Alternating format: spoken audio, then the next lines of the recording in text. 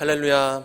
오늘도 각 처소에서 함께 수요 예배로 하나님 앞에 모이신 여러분들을 주님의 이름으로 환영합니다. 이 시간도 하나님 앞에 겸손한 마음으로 하나님의 뜻을 구하고 하나님의 마음을 구하며 하나님의 나라를 구하는 은혜의 시간이 되기를 간절히 원합니다. 함께 기도하시겠습니다. 이러므로 우리에게 구름같이 둘러싼 허다한 증인들이 있으니 모든 무거운 것과 얽매이기 쉬운 죄를 벗어버리고 인내로써 우리 앞에 당한 경주를 하며 믿음의 주요 또 온전하게 하시는 이인 예수를 바라보자. 그는 그 앞에 있는 기쁨을 위하여 십자가를 참으사 부끄러움을 개의치 아니하시더니 하나님 보좌 우편에 앉으셨느니라. 아멘. 오늘도 주님을 예배하게 하시니 감사합니다. 우리에게 있어서 가장 큰 복은 예수 그리스도이시오. 또한 하나님을 향한 갈망이 있어 예배와 말씀을 사모하여 성령 하나님께 이끌려 예수님의 이름으로 아버지 하나님께 나아갈 수 있음임을 고백합니다. 그 최고의 복을 이 시간 누리길 원합니다. 믿음의 주님이시며 온전하게 하시는 구원자이신 예수님을 바라보게 하여 주시옵소서. 사람의 생각과 편견을 제하여 주시고 오직 하나님의 뜻만 선포되고 전달되며 그 뜻이 우리의 삶 속에 하나님 나라로 이루어지는 복된 시간, 은혜의 시간 되게 하여 주시옵소서. 예수님의 이름으로 기도드립니다. 아멘. 함께 은혜 받으실 하나님의 말씀은 히브리서 10장 1절부터 14절까지의 말씀입니다.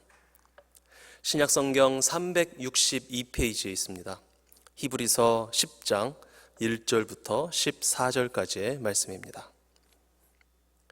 제가 봉독하겠습니다. 율법은 장차 올 좋은 일의 그림자일 뿐이요 참 형상이 아니므로 해마다 늘 드리는 같은 제사로는 나아오는 자들을 언제나 온전하게 할 수 없느니라. 그렇지 아니하면 섬기는 자들이 단번에 정결하게 되어 다시 죄를 깨닫는 일이 없으리니 어찌 제사 드리는 일을 그치지 아니하였으리요. 그러나 이 제사들에는 해마다 죄를 기억하게 하는 것이 있나니 이는 황소와 염소의 피가 능히 죄를 없이 하지 못함이라. 그러므로 주께서 세상에 임하실 때에 이르시되 하나님이 제사와 예물을 원하지 아니하시고 오직 나를 위하여 한 몸을 예비하셨도다. 번제와 속죄제는 기뻐하지 아니하시나니 이에 내가 말하기를 하나님이여 보시옵소서. 두루마리책에 나를 가리켜 기록된 것과 같이 하나님의 뜻을 행하러 왔나이다 하셨느니라. 위에 말씀하시기를 주께서는 제사와 예물과 번제와 속죄제는 원하지도 아니하고 기뻐하지도 아니하신다 하셨고 이는 다 율법을 따라 드리는 것이라. 그 후에 말씀하시기를 보시옵소서.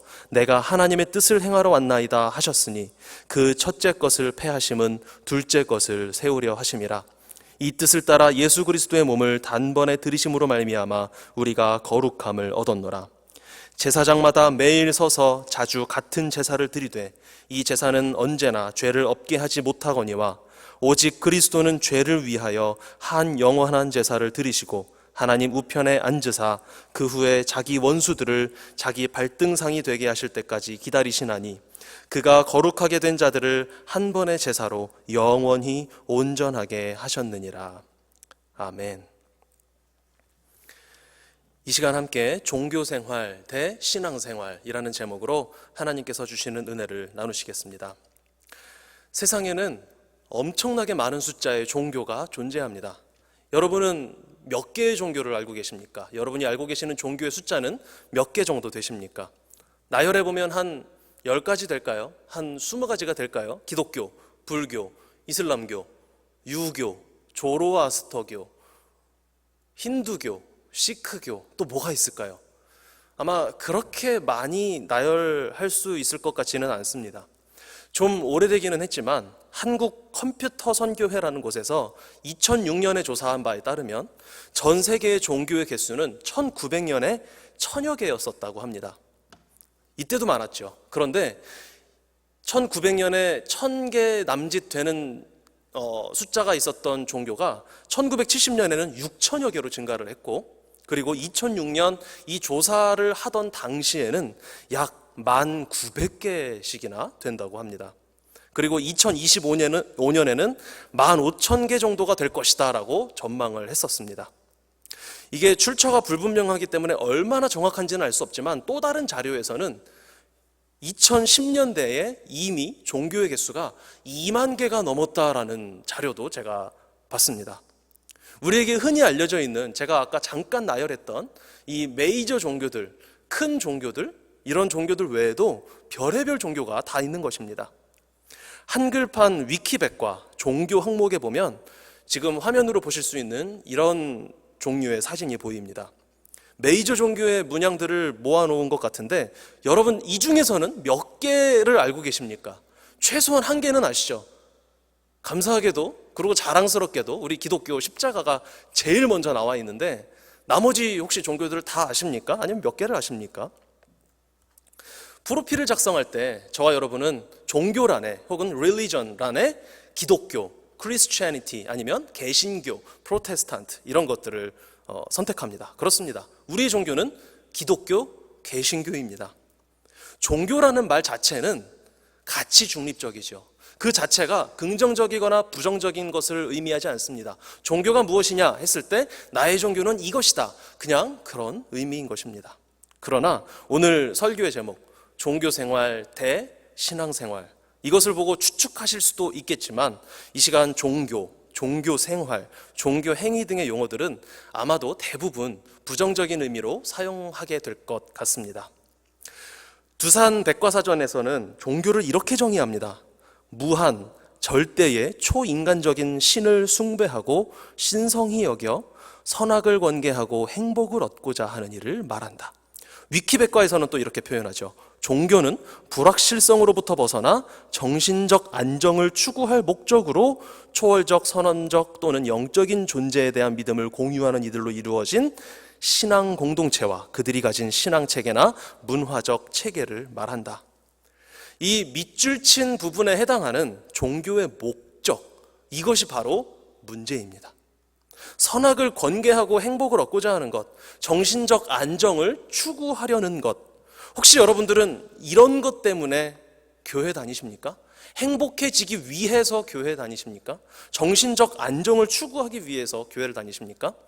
그러면 다른 종교들, 여러 종교들이 있는데 그 중에 혹시 이 목적 부분에 있는 행복 추구와 정신적 안정, 요 부분이 기독교가 제일 뛰어난 것 같으니까 그래서 교회 다니시고 신앙생활을 하십니까? 혹시 이것 때문만은 아니더라도, 물론 예수님이 너무 좋고 예수님에 대한 믿음으로 다니는 것이지만, 그러나 행복 추구, 정신적 안정을 위함이라는 이 목적도 포함되어 있지는 않으십니까? 아마 대부분의 분들이 부인하지는 못하실 것입니다. 오늘 함께 나누는 이 히브리서 본문 말씀을 통해서 먼저는 저와 여러분 우리 모두의 종교 생활의 실상이 깨달아졌으면 좋겠습니다. 그리고 그것을 인정하고 회개하며 참된 신앙생활을 추구할 수 있는 우리 모두가 되기를 간절히 원합니다. 먼저 오늘 본문 히브리서 10장 1절 2절 말씀을 함께 보시겠습니다. 율법은 장차 올 좋은 일의 그림자일 뿐이요 참 형상이 아니므로 해마다 늘 드리는 같은 제사로는 나아오는 자들을 언제나 온전하게 할 수 없느니라.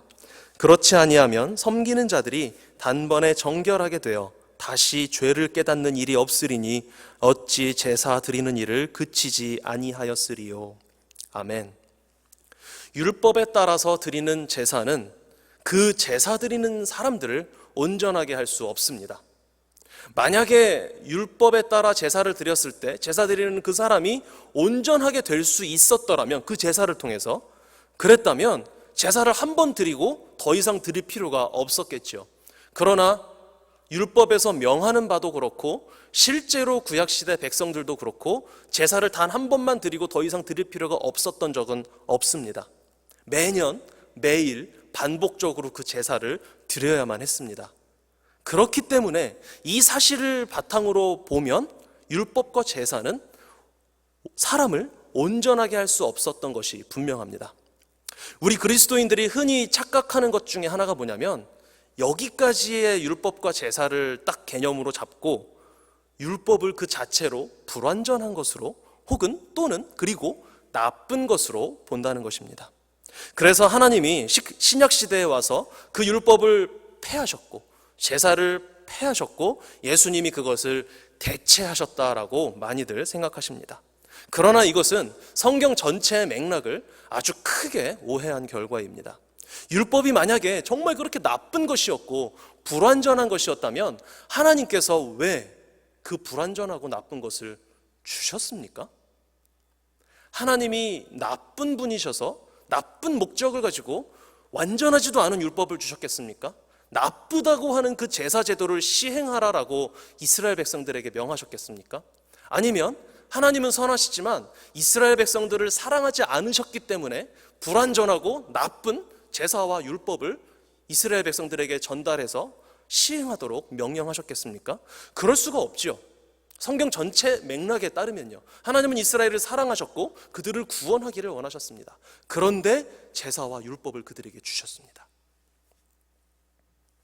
율법 자체가 나쁜 것이 아니라 율법을 대하는 인간에게 문제가 있었던 것입니다. 제사제도 자체가 어떤 문제가 있고 결점이 있는 것이 아니라 그 제사제도를 시행하는 인간에게 문제가 있었던 것입니다. 만약에 율법과 제사 자체가 잘못된 것이었다면 이스라엘 백성 중에도 구원받은 사람이 한 명도 없어야 맞습니다. 그 불완전한 것을 바탕으로 살았는데 어떻게 구원을 받았겠습니까? 그런데 그렇지 않지 않습니까? 예수님께서도 율법 자체를 나쁜 것으로 보고 그 율법이 완전히 사라져서 이제는 더 이상 필요 없다라고 하는 그런 태도를 경계하셨습니다. 그래서 마태복음에서 이렇게 말씀하십니다. 내가 율법이나 선지자를 폐하러 온 줄로 생각하지 말라. 폐하러 온 것이 아니요 완전하게 하려 함이라. 아멘. 율법은 폐기 대상, 무시해도 될 것이 아니라 예수님에 의해서 완성되는 것입니다. 이 본문에서 예수님께서 완전하게 하신다는 것도 율법이 불완전하니까 그것을 완전하게 하신다는 말씀이 아니라 율법 자체는 완전하고 선한 것인데 하나님이 주셨으니까요. 다만 율법에 대해 오해하는 사람들이 있기 때문에 예수님이 오셔서 그 오해를 풀고 완전한 적용을 할 수 있도록 도와주시겠다라고 이해해야 성경 전체의 맥락에 맞다고 볼 수 있습니다. 그렇다면 저와 여러분은 율법을 어떻게 바라봐야 할까요? 사도 바울은 율법에 대해 이렇게 갈라디아서에서 설명합니다. 이같이 율법이 우리를 그리스도께로 인도하는 초등교사가 되어 우리로 하여금 믿음으로 말미암아 의롭다함을 얻게 하려 함이라. 믿음이 온 후로는 우리가 초등교사 아래에 있지 아니하도다. 아멘. 율법에게는 분명한 역할이 있었습니다. 그것은 바로 초등교사로서 우리를 그리스도께로 인도하는 것입니다. 이것은 우리에게는 물론이고 구약시대의 모든 백성들에게도 동일하게 적용되었습니다. 율법의 역할로요.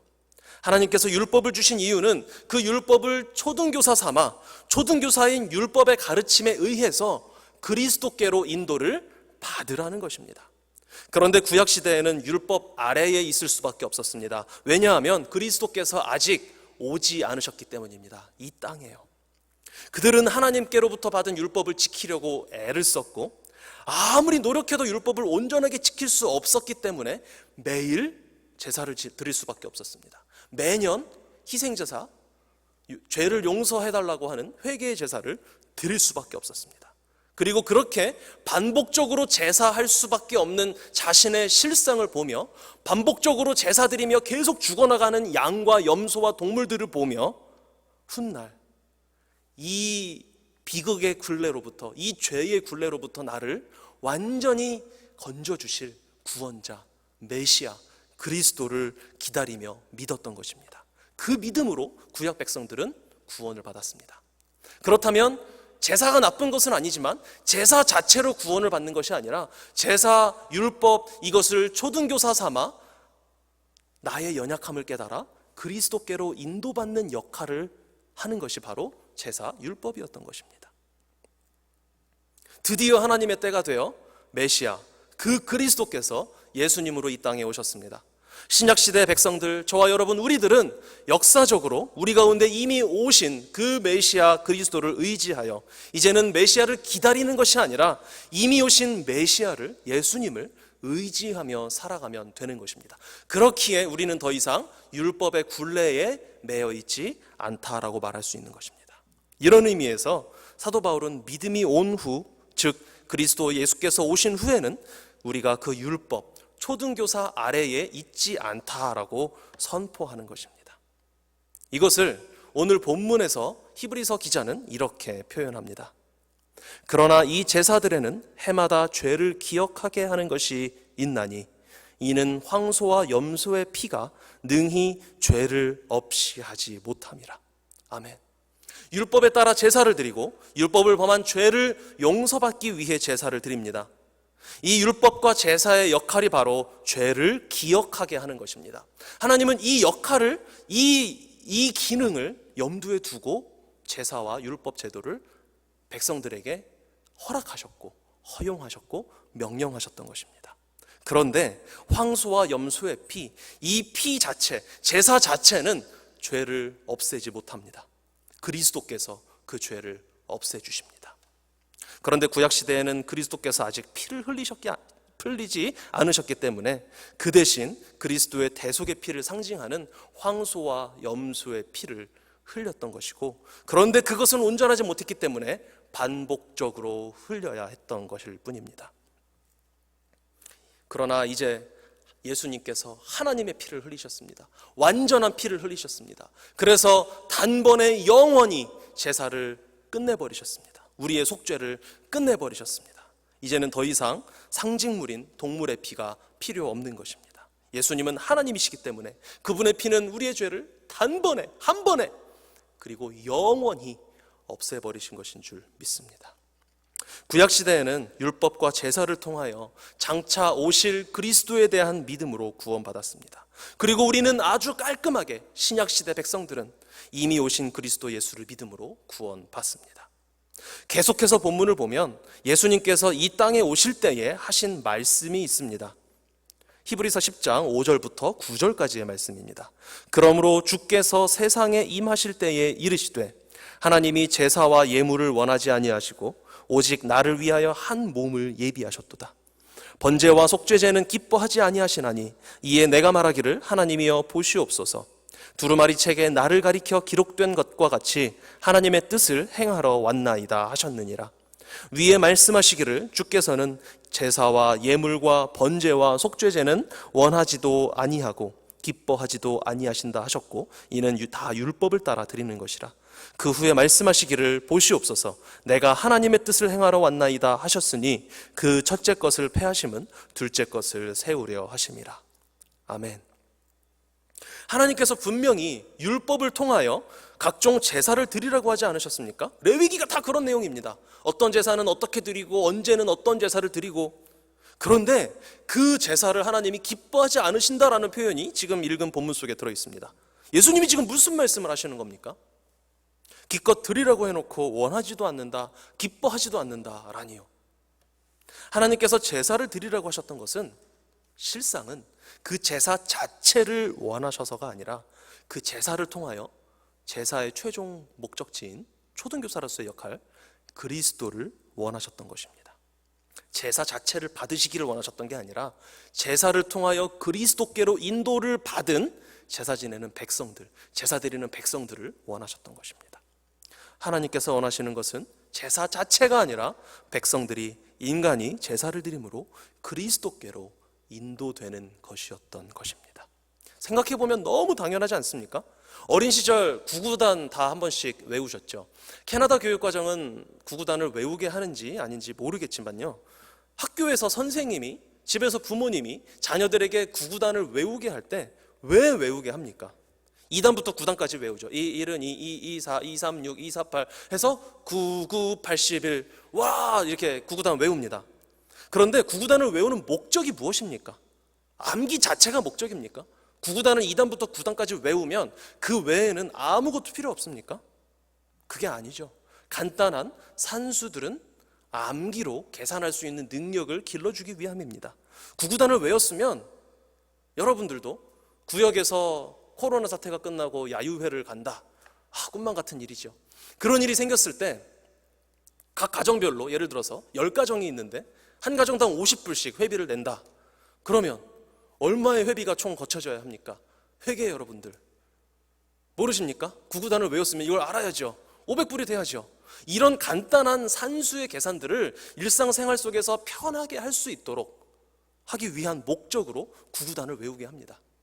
그리고 이 구구단을 잘 외워놓으면 더 복잡한 두 자리, 세 자리 계산들, 곱셈, 나눗셈들도 최소한 종이를 써서 계산기를 쓰지 않고 계산할 수 있는 능력이 생기고, 또 수학의 더 깊은 과정으로 들어갔을 때에 미분, 적분, 확률, 통계 이런 것들을 할 수 있는 기초적인 능력을 갖추게 하기 위하여 구구단을 외우게 합니다. 그런데 구구단은 끝내주게 잘 외우는데, 2단부터 9단까지 막힘없이 술술 외우는데 계산기가 없으면 일상생활이 안 된다. 있을 수도 없는 일이지만 얼마나 우스꽝스러운 일입니까? 하나님은 구약 백성들에게 그리스도께로 인도받으라 라는 의도와 목적을 가지고 율법을 주셨습니다. 제사를 드리게 하셨습니다. 율법을 주시면 그것을 지키려고 애쓰고 못 지킨 부분이 분명히 있기 때문에 그것을 가지고 회개하며 제사 지내며 하나님께 나아가서 그리스도를 의지하도록 하는 것이 하나님이 율법과 제사를 주신 이유였습니다. 그런데 시간이 지나면서 그들은, 대부분의 사람들이, 많은 사람들이 율법을 지키는 그 자체에만 집중하고 집착하여 세세한 부분에 목숨을 걸게 되었습니다. 안식일에는 안식해야 하니까 5km 이상 걸어가면 안 돼. 5.1km, 1cm라도 벗어나면 안 돼.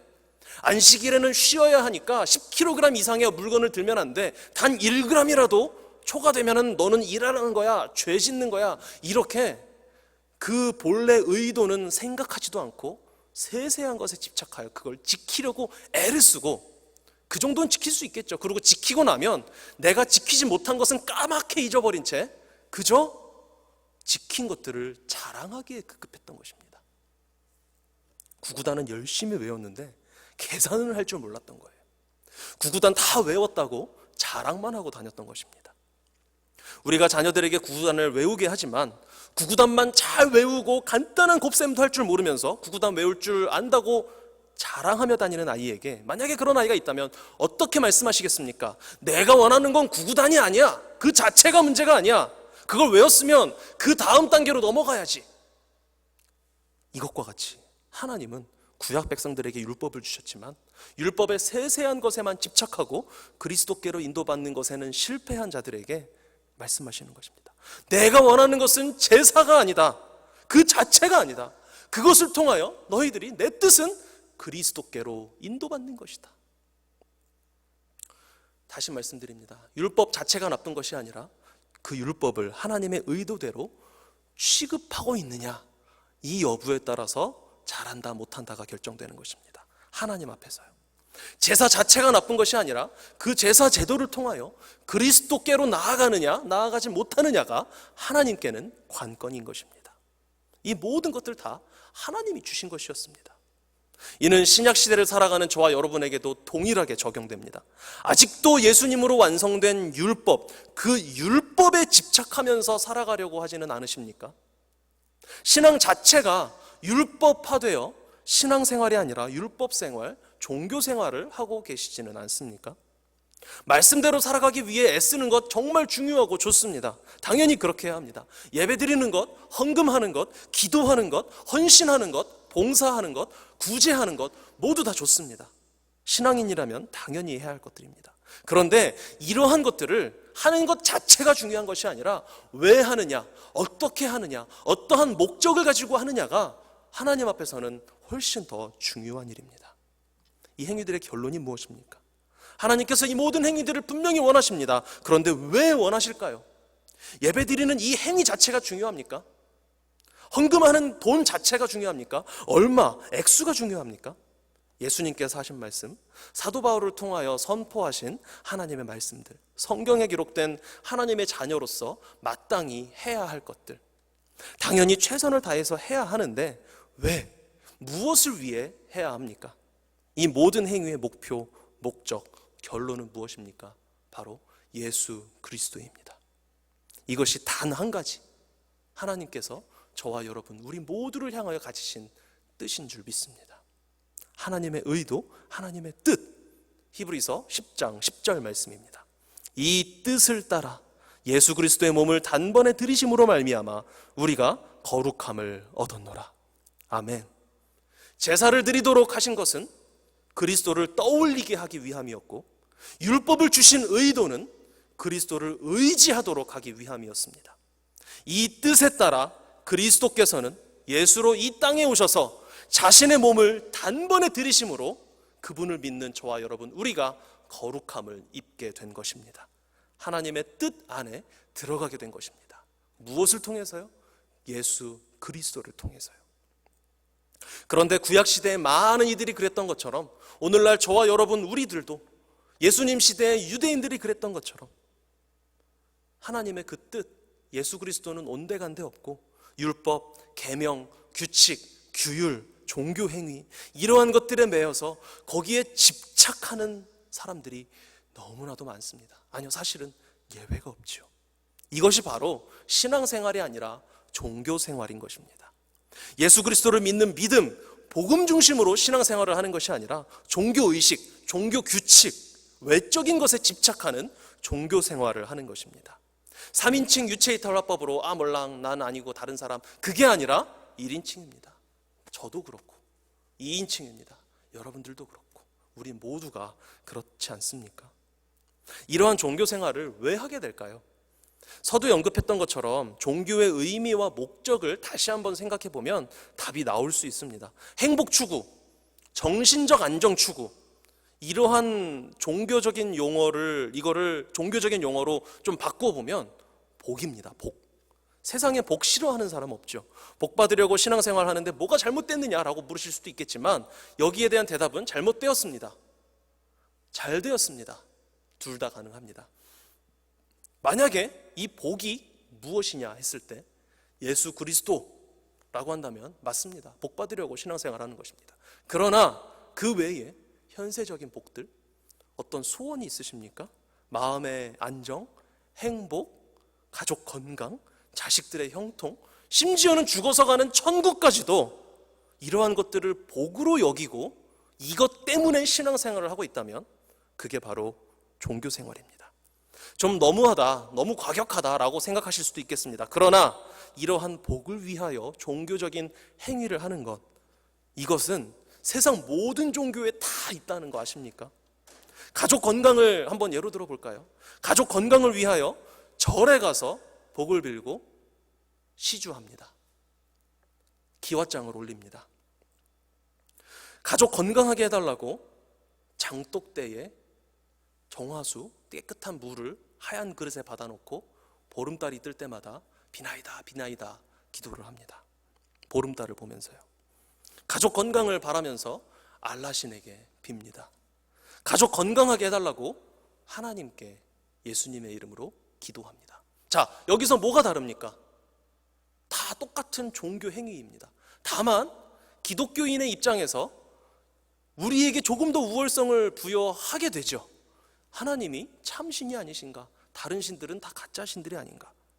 그러면 그렇게 해서 그것이 우리의 신앙생활의 목적이 될 수 있다면 그러면 경쟁 붙여도 자신이 있으십니까? 똑같은 조건에서 똑같이 소원을 놓고 똑같은 열심으로 각자의 종교 행위를 하면서 누가 제일 건강할까? 누가 제일 부자가 될까? 누구 자식들이 제일 형통해질까? 그렇게 해서 이기는 신을 선택하시렵니까? 정말 과격한 비유이지만 한번 생각해 봐야 할 문제입니다. 종교 행위 자체에 집착하게 되는 이유는 그 행위를 통하여 어떤 세상적인 복을 얻을 수 있다라는 희망이 있기 때문입니다. 또는 반대로 내가 이 행위를 하지 않았을 때 어쩌면 나에게 화가 임할 수도 있겠다라는 두려움이 있기 때문이기도 합니다. 민간 토착신앙, 다른 종교들은 물론이고 구약시대 일부 유대인들, 심지어는 오늘날 우리에게서도 이러한 행위, 이러한 종교 행태, 이러한 종교 생활이 분명하게 목격되고 있습니다. 종교 행위들 중 가장 최고봉이 무엇입니까? 종교적인 행위가 많이 있죠. 예배 드리는 것, 물질을 이렇게 드리는 것, 여러 가지가 있습니다. 기도하는 것 등등. 그런데 그 중에 가장 최고라고 할 수 있는 것이 바로 순교입니다. 신앙을 지키기 위해 죽는 것만큼 신앙, 좋은 믿음이 겉으로 드러날 수 있는 방법이 없겠죠. 그런데 우리가 복음이 아닌 구원 없는 종교라고 자신 있게 말할 수 있는 타 종교들에도 이런 순교의 행위가 나타나는 것 아십니까? 불교에서는 역사적으로 신라시대에 이차돈이라는 사람이 불교의 중흥을 위해서 자신의 목숨을 바쳤습니다. 이슬람교에서는 흔히 일어나는 일이죠. 우리 주변에는 다행히 감사하게도 없지만 자살폭탄 테러라는 방식으로 자신의 신앙을 지키고 드러냅니다. 이들은 왜 자신들의 신앙을 이런 식으로 드러냈을까요? 이렇게 극단적인 종교 행위까지 할 수 있는 근거가 무엇이었을까요? 바로 복 받으려는 것입니다. 비하하려는 의도가 아닙니다. 그들의 죽음, 그들의 희생은 다른 종교인들이라고 할지라도, 그리고 잘못된 신앙에 근거한 것이라고 할지라도 그것이 윤리적인 면과 인류애적인 차원에 위배되지만 않는다면 숭고하다라고 인정할 수 있습니다. 그러나 그 배후에 있는 마음에는 복을 받고자 하는 것이 있음을 부인할 수가 없습니다. 불교에서는 순교하면 극락에 가죠. 그리고 다음 생에 윤회되어 다시 태어날 때 좋은 존귀한 신분으로 태어나게 된다고 합니다. 이슬람교에서는 순교하면 무슨 복이 있는지 아십니까? 여성분들에게는 정말 죄송하지만 이슬람교의 남자가 자살폭탄 테러를 하면 죽은 다음에 천국에 가서 40명의 여자를 거느리고 살 수 있다고 합니다. 이러한 복을 기대하면서 순교에까지도 이를 수 있는 것이 바로 인간입니다. 그러나 역사적으로 예수님을 믿는 믿음을 포기하지 않고 죽은 순교자들은 어떠한 세상적인 복을 위해서가 아니라 그저 예수님을 포기할 수 없어서 죽은 분들이 대부분인 것 같습니다. 내가 어떤 보상을 바라고 그렇지, 내가 죽으면 이런 식으로 죽으면 내가 이런 복을 받겠구나 하는 기대감이 그들의 최후의 순간을 기록한 역사 기록에 보이지 않습니다. 그저 예수님에 대한 믿음을 내가 포기할 수 없어서 차마 예수님을 부인하지 못하고 죽은 그런 분들이 바로 우리 신앙의 선배들이었습니다. 대표적으로 스데반은 죽음을 앞둔 상황에서 박해자들로부터 신문을 받을 때도 사도행전 6장 그리고 7장에 이런 말씀들이 있죠. 그 얼굴이 천사와 같았더라. 그리고 죽음 직전에는 성령 충만하여 하늘을 우러러 하나님 우편에 예수님이 서 계신 것을 보았습니다. 지금 화면에 보이시는 사도행전 7장 본문을 보면요, 유대인들이 던진 돌에 맞아 죽어가면서 그는 어떻게 부르짖습니까? 주 예수여, 내 영혼을 받으시옵소서. 주여, 이 죄를 그들에게 돌리지 마옵소서. 이는 그 죽음 이후에 어떤 복을 바라고 한 게 아닌 게 거의 확실해 보이지 않습니까? 이미 받은 복, 예수 그리스도가 그 심령에 있었기에 그 예수님으로 인해 이렇게 할 수 있었다라고 밖에는 설명이 안 됩니다. 사도 요한의 제자이면서도 요한계시록에 등장하는 7교회 중에 하나인 서머나 교회 친숙하시죠? 이 교회 감독, 즉 목사였던 폴리갑이라는 분도 순교를 당했습니다. 지금 보시는 이 그림이 이 폴리갑의 순교 장면을 프랑스의 한 화가가 그린 장면입니다. 그리고 이 순교에 대한 이야기를 역사가 중에 필립 샤프라는 사람이 이렇게 묘사했습니다. 처형자들은 그를 채찍으로 사정없이 내려쳤다. 신체의 내장까지 드러나 흘러나왔다. 그리고 마침내는 불 속에 집어던졌다. 처형자들은 미처 타지 않은 그의 신체 일부를 창 끝에 꿰어서 야수들에게 던져 밥이 되게 했다. 그러나 그가 화형에 처해지기 직전 신문이 있었다. 네가 만약 로마의 시저를 숭배하고 그리스도를 부인하면 너를 특별 대우해 주겠으며 높여주겠다. 폴리갑은 이 제안에 대해 이렇게 대답했다. 86년간 나를 보호하신 나의 왕, 나의 주님, 나의 하나님, 그분을 내가 지금 부인할 이유가 어디 있겠는가? 나는 그분을 사랑한다. 하나님께서 원하시는 것은 심지어 이 순교라고 할지라도 순교의 행위 자체가 아닙니다. 어떠한 의식, 물질, 그 어떤 것도 하나님이 진정으로 바라시는 것이 아닙니다. 다시 말씀드리지만 행위 자체가 필요 없다, 행위를 하지 말자라는 게 아닙니다. 행위를 해야 합니다. 그러나 그 행위를 왜 하느냐가 중요한 것입니다. 행위 자체를 원하시는 것이 아니라 하나님께서는 그 모든 행위들을 통하여 예수 그리스도가 구원자이시라는 사실이 드러나기를 원하시는 것입니다. 율법이 나쁜 게 아닙니다. 제사가 악한 것이 아닙니다. 율법과 제사를 통하여 하나님이 하라고 하셨죠. 예수 그리스도께로 인도를 받아야 그것이 소용이 있는 것입니다. 모든 과정들을 통하여, 모든 행위들을 통하여 결론은 예수 그리스도가 되어야 합니다. 우리의 종교 행위들을 통해서도 그것이 예수 그리스도로 결론 내려지지 않으면 다른 종교들과 하등 다르지 않은 그냥 종교 생활을 하는 것에 불과하다는 것을 기억하시기를 부탁드립니다. 우리가 예배를 드리는 것도 안 드리면 찜찜하니까, 뭔가 빠진 것 같으니까, 혹시 벌 받을까 봐, 혹은 복을 조금이라도 더 받기 위해서 이런 의도가 있으시다면 그것은 실질적으로는 하나님을 모욕하는 행위입니다. 예배 한번 걸렀다고 나쁜 일을 일어나게 하십니까? 조금 하나님을 기쁘게 해드렸다고 어이구 잘했구나 하고서 상을 주시는 하나님이라면, 그렇게 작은 것에 좌지우지되는 하나님으로 여러분은 하나님을 묘사하고 계십니까? 우리의 예배는 예배를 통하여 나의 연약함이 폭로되고 나의 죄가 드러나고, 그렇기에 나에게는 희망이 없다라는 사실이 깨달아지고, 오직 예수 그리스도를 통해서만 나 같은 죄인은 구원받을 수 있구나라는 이 구원의 복음이 선포되어야 하는 것인 줄 믿습니다. 이것이 바로 예배의 목적이고 우리의 모든 종교 행위들의 목적이고 우리의 신앙생활의 목적인 줄 압니다. 이것을 바로 이해하고 이 방향으로 나아가는 것이 바로 종교생활이 아니라 신앙생활입니다. 오늘 본문의 결론 부분입니다. 히브리서 10장 11절부터 14절까지의 말씀입니다. 제사장마다 매일 서서 자주 같은 제사를 드리되 이 제사는 언제나 죄를 없게 하지 못하거니와 오직 그리스도는 죄를 위하여 한 영원한 제사를 드리시고 하나님 우편에 앉으사 그 후에 자기 원수들을 자기 발등상이 되게 하실 때까지 기다리시나니 그가 거룩하게 된 자들을 한 번의 제사로 영원히 온전하게 하셨느니라. 아멘. 다시 강조드립니다. 제사 자체가 나쁜 것이 아닙니다. 12절 말씀에 보면 예수 그리스도께서도 제사를 드리셨다라고 말씀하십니다.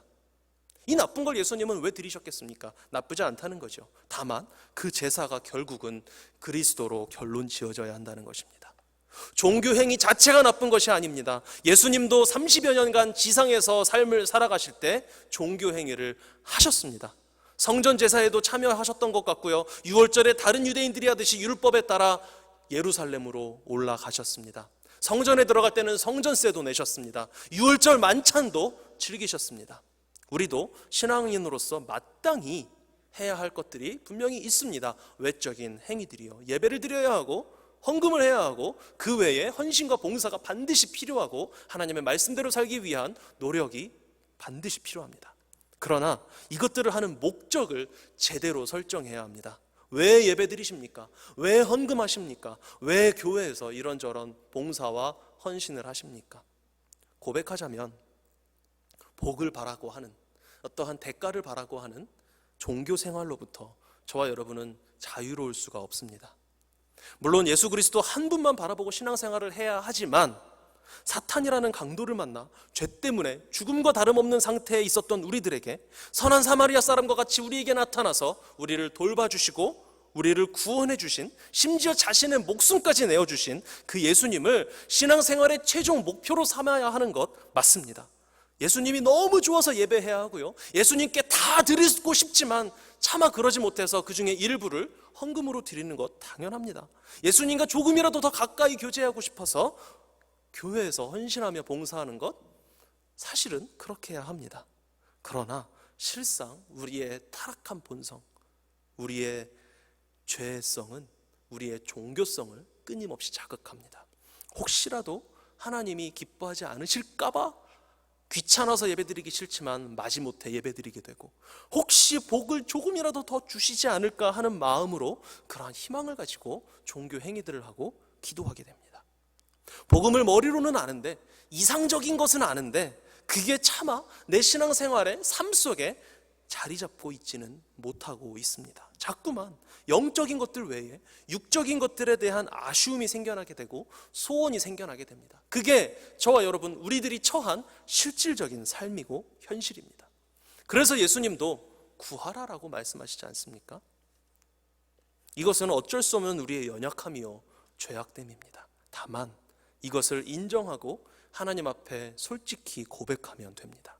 참 감사한 일은 예수님이 십자가에 달려 죽으신 그리고 부활하신 그 이유가 바로 이 부분 때문이라는 것입니다. 우리의 종교성, 우리의 자꾸 복을 바라는 그 심성, 자꾸 하나님만 바라보지 못하고 예수 그리스도만 바라봐야 하는데 그렇게 하지 못하고 자꾸 땅의 것을 바라보는 이 연약함, 이것 때문에 이 죄를 짊어지고 예수님이 죽으셨고 부활하셨다는 사실입니다. 우리는 자꾸만 종교 생활로 기울어지는 이러한 연약함을 지녔음에도 불구하고 하나님의 뜻에 따라 예수님께서 십자가에서 행하신 2번도 아니요 3번도 아닌 단 한 번의 제사로 영원히 온전한 자들이 되었습니다. 그리고 그 온전함은 훗날 천국에서 오롯이 드러날 것입니다. 이 땅에서는 아직은 그 온전함이 드러나지 않고 육신을 입고 있기에 죄성이 드러나고 있는 중이죠. 그때까지는 끊임없이 우리 속에서 스멀스멀 올라오는 종교성과 맞서 싸워야 합니다. 참된 신앙생활과 껍데기뿐인 종교생활 사이에서 계속 반성하고 회개하며 넘어져도 다시 일어나 예수 그리스도만 바라보기 위해 애쓰는 하나님의 자녀들로 살아가게 될 것입니다. 코로나 바이러스 이 사태로 인해 종교생활에는 제약이 가해졌습니다. 그리고 변화가 생겨났습니다. 그러나 신앙생활에는 아무런 영향이 없어야 합니다. 참된 신앙인에게는 말이죠. 교회를 나오지 못하고 예배를 집에서 드리게 됩니다. 종교적 행위죠. 이 행위에는 변화가 생겼습니다. 그러나 예배를 드리는 우리의 마음에는 변화가 없어야 합니다. 예배를 교회에서 드리든 집에서 드리든 하나님께 드리는 같은 예배로 온전히 올려드리기 위하여 힘쓰기 때문입니다. 그런데 또 동시에 진짜 구원받은 하나님의 백성이라면 물론 장소에 상관없이 어디서든 진심으로 예배하면 하나님께서 받으시지만, 그러나 이 사태가 진정되고 다시 대면 예배, 회집 예배가 교회에서 드려지는 상황이 되면 예전과 같이 성실하게 교회에 나와서 예배를 드리게 되는 것이 또한 참된 신앙입니다. 이러한 모든 과정들 속에서 우리는 또 종교생활로 기울어집니다. 그러나 우리 안에 계시는 성령님께서 그 사실을 다시 깨닫게 하실 것입니다. 반복적으로 깨닫게 해주실 것입니다. 지금과 같이 설교를 통하여, 성경 말씀을 통하여, 혹은 가족들을 통하여, 구역 식구들을 통하여, 내가 생각하지도 못했던 지나가던 사람을 통하여, 어떠한 다른 경로들을 통하여 하나님께서는 너 지금 또 종교생활로 치우쳐지고 있다. 너의 신앙생활의 목적 예수 그리스도 어디 갔니? 라고 알려주실 것입니다. 그때는 또 회개하고 다시 정신 차리시면 됩니다. 그렇게 신앙생활하고 그렇게 예수님만 바라보기 위하여 애쓰고 그렇게 오뚜기처럼 다시 일어나 하나님의 뜻인 우리 신앙생활의 최종 목적 예수 그리스도를 향하여 가는 우리 모두가 되기를 간절히 소원합니다. 종교생활로부터 벗어나 신앙생활에 자리 잡고 예수 그리스도만을 바라보기 위하여 애쓰고 소원하며 기도하는 우리 모두가 되기를 주님의 이름으로 기도합니다. 함께 기도하시겠습니다. 사랑의 주님, 죄로 인하여 죽었던 저희에게 먼저 찾아와 주시고 먼저 자신을 알려주어 복음을 믿게 하시고 구원해 주신 은혜에 감사드립니다. 육신의 연약함으로부터 온전히 자유로울 수 없는 이 땅을 살아가는 동안에는 저희도 모르는 사이에 자꾸만 종교행위 자체에 집중하는 종교생활을 하지 않을 수 없음을 고백합니다. 그러나 우리 안에 거하시는 성령님을 통하여 때때로 이 죄를 깨닫게 하시고 고백하게 하시며 하나님의 유일하신 뜻인 예수 그리스도께만 희망이 있음을 다시금 기억하고 종교생활이 아닌 신앙생활을 하기 위해 몸부림치는 저희들 되게 하여 주시옵소서. 사실 이 땅에서의 복도 저희들에게 필요합니다.